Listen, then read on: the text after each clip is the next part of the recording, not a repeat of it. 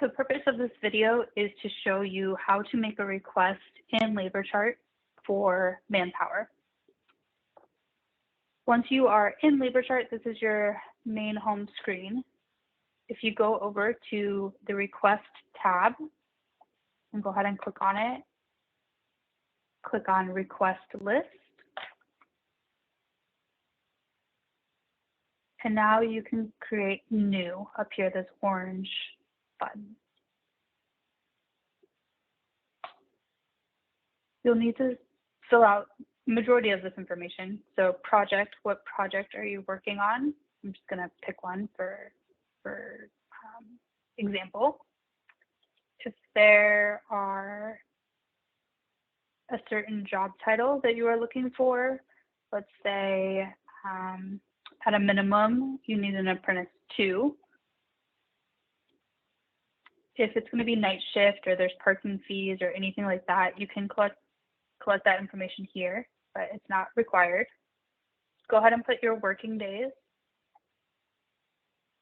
Now, working days and the start and end shift are going to default to whatever the job is set up as.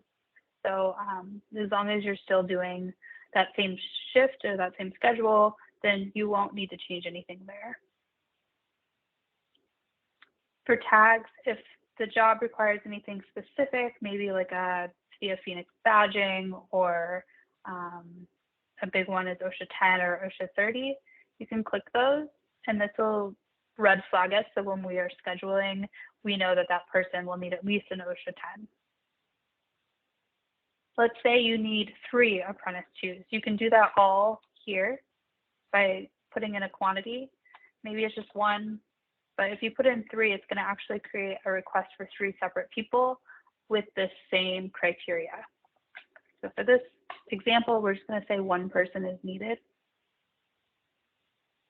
You're going to say the date range that they're needed for. So maybe today's May 3rd, maybe they're needed beginning May 16th, and you're going to need them maybe just for the month of May.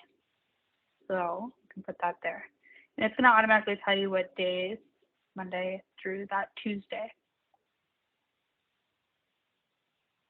Now, if there's somebody specific that you have in mind, if you've worked with somebody in the past that you think would fit the criteria that you need, you can actually put their name in here.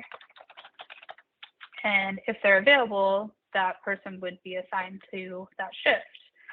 If they're not available, obviously, that's a different story. But if you have somebody in mind, definitely put them in that. That'll help us when we're selecting and fulfilling these orders. Now this one's new, it's the minimum skills needed. So we've collected a bunch of information from all the foremen about our staff and continue to collect that information. So this will give us an idea of what the person will actually be working on. So minimum skills needed. So maybe you're working on overhead branch and they need to be able to install. Or maybe they need to actually be able to lay out and install.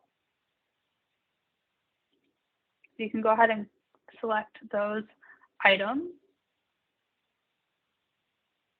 And that's really all we need.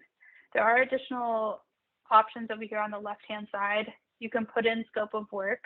Now remember, the person that is assigned the shift will get these notes.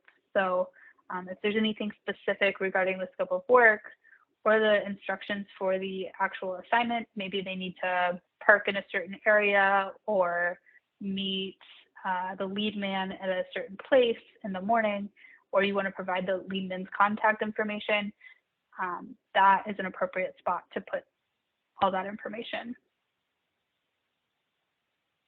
Now the comment section, this is not going to be included in the assignment alert. It's just going to help us requesting. So if there's any comments that you want to make to HR or field ops, this would be a good place to put that. So once you've got all of your data in there and you're settled, go ahead and hit save.